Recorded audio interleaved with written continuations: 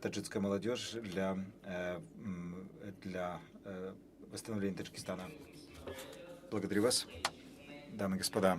Меня зовут Золио Сайди.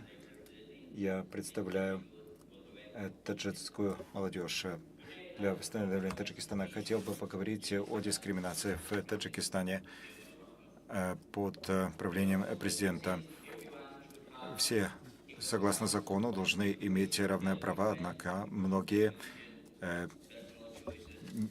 по отношению к многим применяется несправедливое отношение на основании их национальной принадлежности и вероисповедания. Мусульмане не могут свободно исповедать свою веру. Правительство закрывает исламские школы, также не позволяет людям молиться в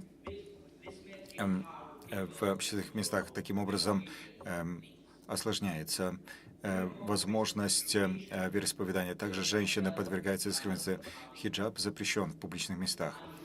И женщины, которые носят хиджаб, могут получить штрафы. И это не только ограничение свободы религии и убеждений, также это ограничение прав женщин свободно выбирать средства самовыражения и одежду.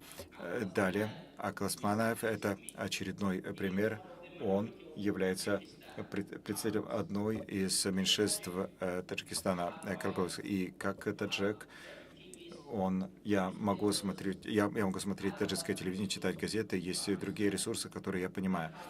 Но карлуки не имеют своего телевидения, у них нет своей радиостанции, у них нет своей газеты, у них на самом деле нет возможности изучать собственный язык в школах. И если власти желают унизить человека, то достаточно сказать, что ты карлак. Карлак, то есть ты нас не понимаешь. И очень важным является то, чтобы правительство остановило это несправедливое отношение так, чтобы все в Таджикистане имели равные права и свобода. Свобода мусульманским женщинам в Таджикистане, свобода национальным меньшинствам в Таджикистане. Благодарю вас.